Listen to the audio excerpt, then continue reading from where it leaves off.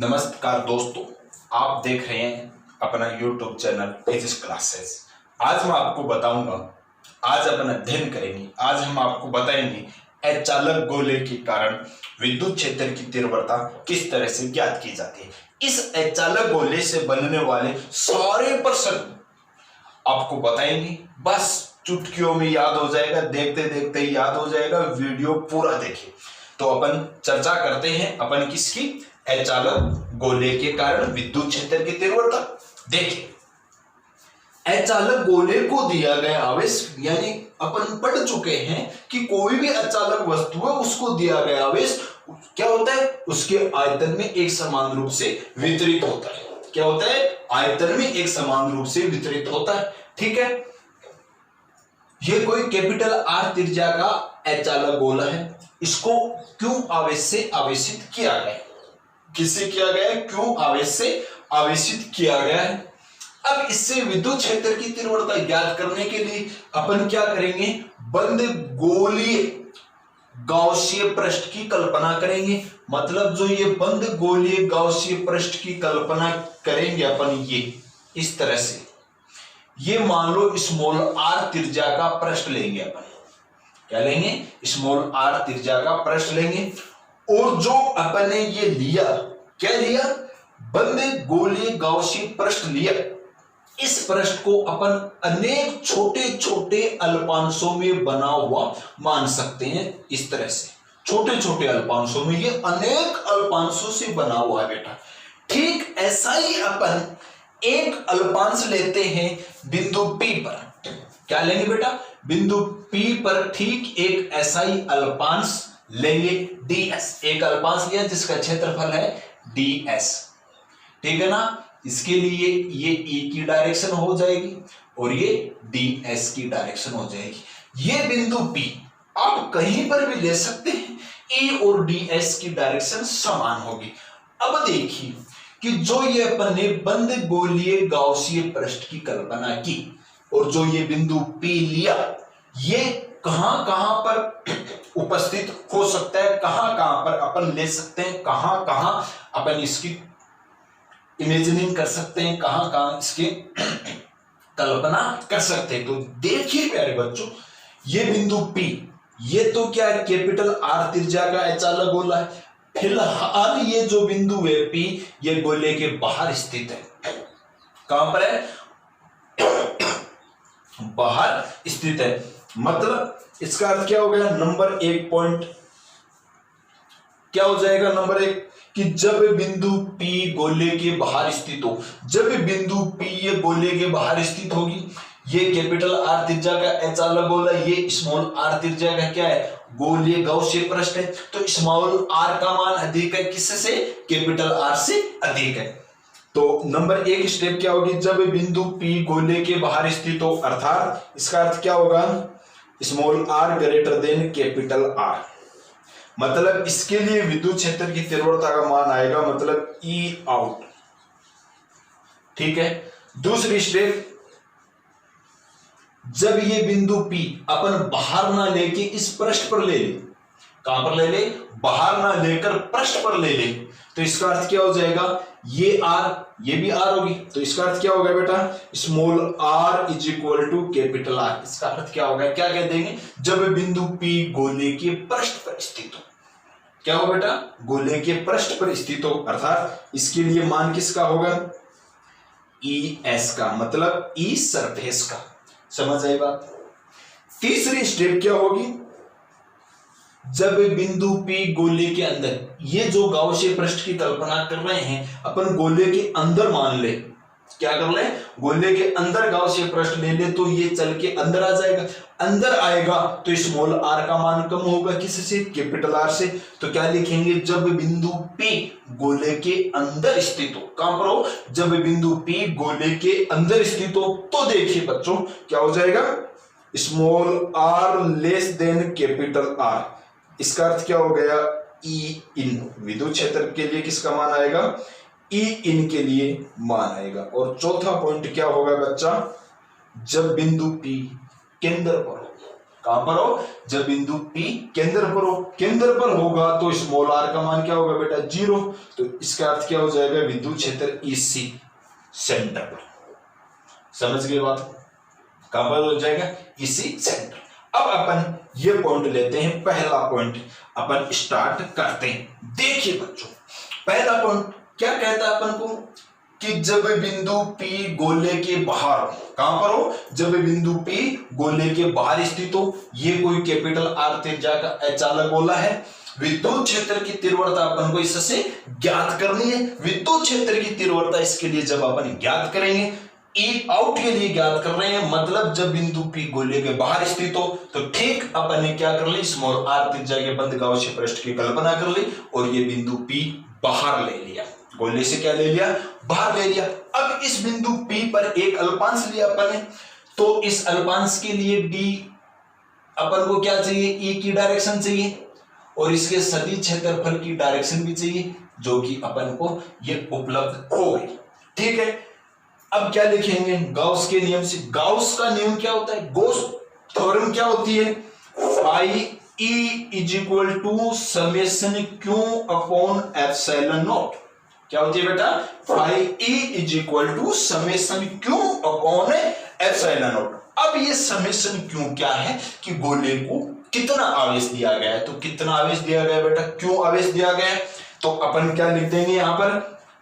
Q upon epsilon not समीकरण number 1 आ गया। क्या आ गया? समीकरण नंबर 1 आ गया। अब इस अल्पांश से संबंधित फ्लक्स का मान ज्ञात कर लेंगे, मतलब विद्युत फ्लक्स की परिभाषा से। क्या लिखेंगे बच्चा? विद्युत फ्लक्स की परिभाषा से। विद्युत फ्लक्स की परिभाषा से क्या जाएगा बेटा? Phi E is equal to समाकलन बंद पृष्ठ S E vector dot ds vector, समीकरण 1 से। अब देखिए, समीकरण 1 और इस समीकरण की LHS बराबर है, तो इनकी RHS भी क्या हो जाएगी बेटा? इनकी RHS भी क्या हो जाएगी? बराबर हो जाएगी। तो क्या जाएगा हमारे पास? समाकलन बंद पृष्ठ S E vector dot ds vector is equal to Q upon epsilon naught. आया बेटा? कोई दिक्कत? ये स्केलर प्रोडक्ट में अदिश गुणनफल में है, तो अक्सर की फलन क्या आएगा बेटा? समाकलन बंद पृष्ठ S E ds cos theta is equal to Q upon epsilon naught. आ गया? अब ये cos थीटा, थीटा की वैल्यू अपन ज्ञात करेंगे कहां से? इस E वेक्टर और ds वेक्टर को ध्यान में रखते हुए इनके मध्य एंगल कितने का बन रहा है। देखिए बेटा, जरा ध्यान दीजिए, ये E वेक्टर और इसी डायरेक्शन में क्या है? ds vector. समझ आएगा? तो दोनों के मध्य एंगल कितनों को बन रहा है? 0 डिग्री को बन जाएगी। तो यहां पे अपन क्या लिखेंगे? चूंकि क्या लिखोगा? E समांतर है किसके? ds के, इसलिए थीटा बराबर कितना बेटा? 0 डिग्री। और cos 0 डिग्री क्या होता है? अतः cos 0 डिग्री बराबर 1 आ गया। अब ये cos 0 डिग्री थीटा है, थीटा की वैल्यू 0 डिग्री रखेंगे तो cos 0 डिग्री बनेगा, और cos 0 डिग्री को मान कितना आ जाएगा? 1। तो अगली स्टेप क्या आ जाएगी अपना कर? अपने पास क्या आ जाएगा बेटा? समाकलन पृष्ठ S E ds is equal to Q upon epsilon naught. अब अपन को E तो ज्ञात करना है, ठीक है? तो ये तो क्या आ जाएगा? बाहर आ जाएगा E समाकलन बंद पृष्ठ S ds is equal to Q upon epsilon naught. अब ये ds क्या? एक अल्पांश का क्षेत्रफल है। अपने समाकलन कर दिया तो मतलब अनेक अल्पांशों का योग, बंद पृष्ठ लगा दिया तो मतलब ये जो बंद पृष्ठ है गोलाकार है। समझ गए बात को? इसका क्षेत्रफल कितना होगा? तो अब क्या लिख देंगे? चूंकि समाकलन बंद पृष्ठ S ds बराबर गोलाकार है, तो गोले का क्षेत्रफल कितना होता है बेटा? 4 पाई r स्क्वायर होता है। क्या होता है बेटा 4 पाई आर स्क्वायर। समझ आई बात। तो यहां से क्या आ जाएगा E dot 4 pi R square is equal to Q upon epsilon naught. समझ में आई बात। ई चाहिए अपन को तो ये कहां पर आया ई विद्युत क्षेत्र की तीव्रता कहां पर आई गोले के बाहर, मतलब गोले के बाहर आउट है, गोले से आउट है। तो क्या हो जाएगा बेटा E out is equal to 1 upon 4 pi. इस 4 पाई को गुणा अपन ने यहां से एप्सिलॉन नॉट से किया, कोई दिक्कत, इनटू ये क्यू बट्टे में आर स्क्वायर। समझ आई बात। इसको दिया अपन ने समीकरण नंबर 2। क्या दिया बेटा समीकरण नंबर 2। अब देखिए ये 1 अपॉन 4 पाई एप्सिलॉन नॉट क्या बन गया के बन गया, समानुपाती स्थिरांक बन गया। तो इसको अपन ये लिख सकते हैं क्या ई आउट बराबर के क्यू अपॉन आर स्क्वायर। ये आ गया हमारे पास ई आउट का मान एच चालक गोले के लिए, ठीक है ना। अतः देखिए बेटा अतः ई आउट व्युत्क्रमानुपाती आर स्क्वायर का संबंध भी हमारे पास आ गया, कोई दिक्कत। बोलिए बेटा यहां तक समझ में आया। अब ये कंप्लीट हो गया, अपने ई आउट का मान ज्ञात कर लिया जो कि अचालक गोले के लिए गोले के बाहर स्थित बिंदु पर विद्युत क्षेत्र की तीव्रता का मान कितना है के Q upon R square. R small R का मान आपको दिया होगा, आवेश का मान आपको दिया होगा, के की वैल्यू आपको रखनी पड़ेगी जो कि कितनी होती है के बराबर होता है बेटा 9 गुणा 10 की घात 9 newton into metre square upon coulomb square, ये वैल्यू होती है, याद रखिएगा इसको। समझ आई बात। तो देखिए बेटा आगे बढ़ते हैं, कोई दिक्कत। अब अपन स्टेप लेंगे सेकंड स्टेप क्या जरा नजर घुमाइएगा। ये जब बिंदु P गोले के पृष्ठ पर स्थित हो। नंबर 2 जब स्मॉल r बराबर कैपिटल R हो तो समीकरण 3 है, स्मॉल r के स्थान पे क्या रख देंगे कैपिटल R रख देंगे। तो क्या लिख देंगे अपन आगे लिख देंगे समीकरण 3 में स्मॉल r बराबर कैपिटल R रखने पर क्या आ जाएगा बेटा ई एस बराबर के क्यू, हमारे पास है के क्यू अपॉन स्मॉल आर के स्थान पे कैपिटल आर स्क्वायर। ये आ गया गोले के पृष्ठ पर विद्युत क्षेत्र की तीव्रता का मान। इसको समीकरण दे दिया अपन ने 4। कोई दिक्कत बेटा, कोई प्रॉब्लम। अब ज्ञात करेंगे अपन जब बिंदु P क्या हो गोले के अंदर स्थित हो। क्या हो जब बिंदु P गोले के अंदर स्थित हो। जब गोले के अंदर स्थित हो तो क्या आएगा क्या जाएगा small r less than capital R हो। तो देखिए बेटा ये आपका कैपिटल R त्रिज्या का अचालक गोला है। ये क्या है कैपिटल R त्रिज्या का आपका अचालक गोला है। समझ आई बात। इसको क्यों आवेश से आवेशित किया गया है, किस आवेश से आवेशित किया गया बेटा क्यों आवेश से आवेशित किया गया है। अब ये बिंदु P अपन लेते हैं गोले के अंदर। क्या लेते हैं गोले के अंदर लेते हैं। ये स्मॉल r त्रिज्या के यहां पर गोलीय गाउसीय पृष्ठ की कल्पना करते हैं। अब देखिए कैपिटल R त्रिज्या में टोटल आवेश कितना है क्यों है। अब स्मॉल r त्रिज्या कैपिटल R की तुलना में कम है तो यहां पर आवेश में परिवर्तन होगा। मान लो वो परिवर्तन होके कितना आ गया क्यू डैश आवेश आ गया। यहां पर कितना आवेश रह गया क्यू डैश आवेश रह गया। तो इसके लिए E की डायरेक्शन बाहर की तरफ और ds की डायरेक्शन भी बाहर की तरफ। गाउस का नियम लगाएंगे क्या आएगा phi E is equal to summation Q upon epsilon naught. किस पृष्ठ में है? स्मॉल आर पृष्ठ में। कितना चार्ज है? Q dash upon epsilon naught. विद्युत फ्लक्स की परिभाषा से सूत्र क्या आएगा बेटा? Phi E is equal to समाकलन बंद पृष्ठ S E vector dot D S vector. इन दोनों को लिखेंगे तो क्या आएगा? समाकलन बंद पृष्ठ S E vector dot D S vector is equal to Q dash upon epsilon naught. इसको दिया अपन ने समीकरण नंबर 5। अब अपन को यहां पर क्यू डैश का निर्धारण करना पड़ेगा और किसके पदों में लाना पड़ेगा? क्यू के पदों में लाना पड़ेंगे। तो यहां पर क्या लिखेंगे? क्यू डैश का निर्धारण। क्यू डैश का निर्धारण कुछ नहीं करना, बड़ा ही आसान है। देखिए चुटकियों में याद हो जाएगा, बुढ़ापे तक नहीं बोलोगे आप।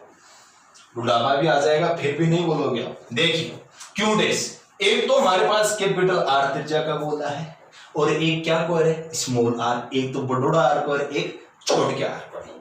दोनों को लेकर आयतन आवेश घनत्व निकाल दो और क्यू डैश को मान फाइंड आउट कर। छोटी सी बात है, इतनी बड़ी भलाई बने। तो क्या लिखेंगे? कैपिटल आर त्रिज्या के लिए आयतन आवेश घनत्व से, कैपिटल आर त्रिज्या के लिए आयतन आवेश घनत्व से क्या आ जाएगा बेटा? कैपिटल आर त्रिज्या के लिए आयतन आवेश घनत्व रो बराबर कैपिटल आर त्रिज्या में आवेश कितना? क्यू अपॉन आयतन। तो गोले का आयतन क्या होता है बेटा? 4/3 पाई आर क्यूब। तो कैपिटल आर त्रिज्या के लिए ज्ञात कर रहे हैं तो क्या आ जाएगा? 4/3 पाई कैपिटल आर क्यूब। अब क्या ज्ञात कर लेंगे? स्मॉल आर त्रिज्या के लिए, स्मॉल आर त्रिज्या के लिए आयतन आवेश घनत्व कर लो। स्मॉल आर त्रिज्या में कितना आवेश है बेटा? क्यू डैश आवेश है। अब घनत्व है, घनत्व तो वो तो यहां पर भी उतना ही होगा, यहां पर भी इतना ही होगा, यहां पर भी इतना ही होगा, क्योंकि इकाई आयतन में उपस्थित आवेश की मात्रा होती है। तो एकांक आयतन में उपस्थित आवेश की मात्रा तो गोले में संपूर्ण स्थान में बराबर है। तो क्या हो जाएगा बेटा? रो बराबर क्यू डैश अपॉन आयतन। किस त्रिज्या के लिए? स्मॉल आर त्रिज्या के लिए। तो क्या हो जाएगा? 4/3 पाई स्मॉल आर क्यूब हो जाएगा। ये बात कोई दिक्कत? यहां से अपन को क्यू डैश की वैल्यू ज्ञात करनी है, जो कि क्या हो जाएगा? क्यू डैश बराबर rho into 4/3 pi small R cube. इस रो का मान यहां से अपन रख देंगे तो क्या आएगा? Q upon 4/3 pi small R cube. Q upon 4/3 pi small R cube into 4/3 pi capital R cube. 4/3 से 4/3 का काम तमाम और पाई से पाई कैंसल। तो क्यू डैश की वैल्यू कितनी आ जाएगी? क्यू डैश बराबर क्या बच गया हमारे पास? एक तो क्यू बच गया और ऊपर क्या बच गया?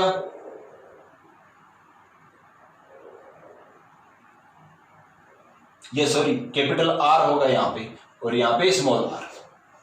कोई दिक्कत? तो Q into small R cube upon capital R cube. अब देखिए क्यू डैश का मान कहां पे? समीकरण 5 में।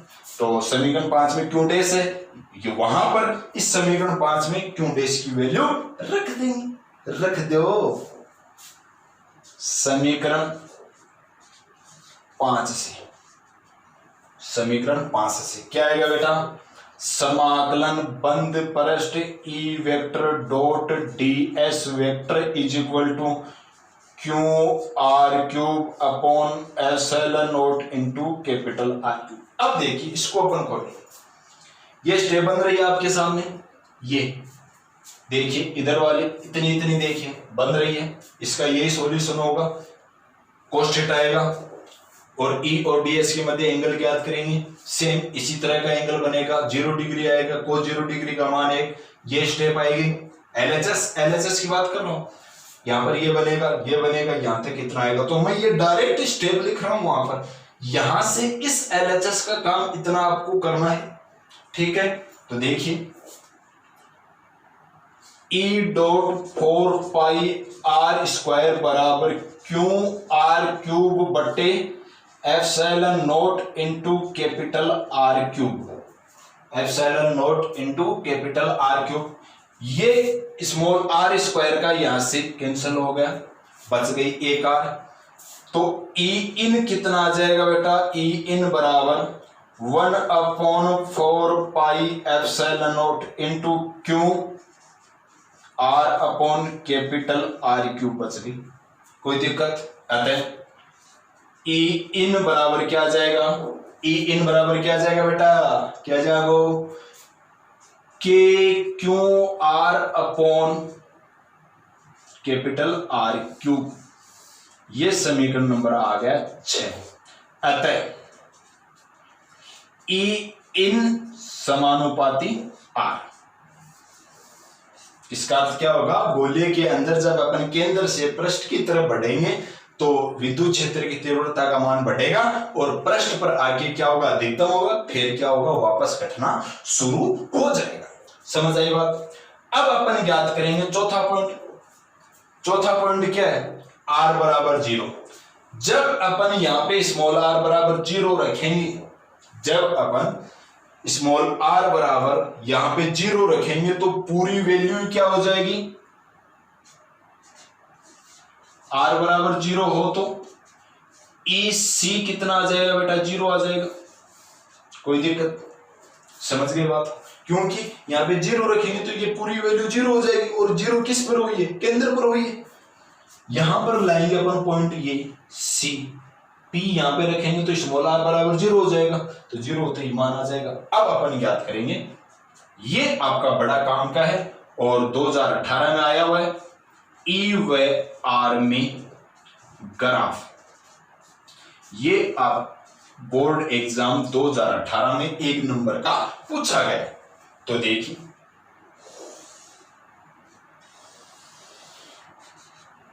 ये आपकी आर की वैल्यू, ध्यान से देखें, थोड़ा गौर से देखना पड़ेगा, जगह कम। ये ई आपकी, ठीक है। ये केंद्र बिंदु O, ये अपन ने लिया इसका ई एस। यहां पे क्या है, स्मॉल आर बराबर कैपिटल आर का भाग है। ये क्या है, small R greater than capital R, मतलब ई आउट का। और यहां पर क्या होगा, small R less than capital R का। अब अंदर क्या होती है, जैसे जैसे त्रिज्या का मान बढ़ता है, जैसे जैसे केंद्र से दूरी बढ़ती है पृष्ठ तक, तो ई का मान बढ़ता है। आर यहां से बढ़ना शुरू हुआ, पृष्ठ तक बढ़ा, और बाद में क्या होता है, वापस घटना शुरू होता है। तो ये ग्राफ बनता है ई और आर के मध्य ग्राफ। यहां पर अपन की पूरी संरचना, पूरा डेरिवेशन कंप्लीट हो जाता है। किसके कारण, अचानक गोले के कारण विद्युत क्षेत्र की तीव्रता से जो संबंधित पॉइंट से थे, जो तथ्य थे, वो सारे अपन ने कर लिए हैं। और अब देखिए एग्जाम में क्वेश्चन किस तरह से पूछा जाता है। 4 नंबर का क्वेश्चन बनता है, इंपॉर्टेंट बनता है। क्वेश्चन किस तरह से बनाया जाएगा, गाउस का नियम लिखिए। क्या गाउस का नियम लिखिए, वो 1 नंबर में पूछेगा। और बाद में अचालक की जगह आपको कुछ चालक भी दे सकते हैं। अचालक गोले के लिए गाउस प्रमेय का उपयोग करते हुए निम्न स्थितियों के लिए विद्युत क्षेत्र की तीव्रता का मान ज्ञात कीजिए। नंबर 1 दे देगा, नंबर 2, नंबर 3, नंबर 4, और लास्ट में क्या दे देगा, ई और आर के मध्य ग्राफ भी खींचिए। तो इस तरह से ये ग्राफ बनता है। वीडियो पसंद आया, समझ में आया तो लाइक कीजिए, शेयर कीजिए, और हाँ, सब्सक्राइब करना बिल्कुल भी नहीं भूले। फिर एक बार फिर हाजिर होंगे अपन अगले वीडियो के अंदर नेक्स्ट टॉपिक लेके। धन्यवाद।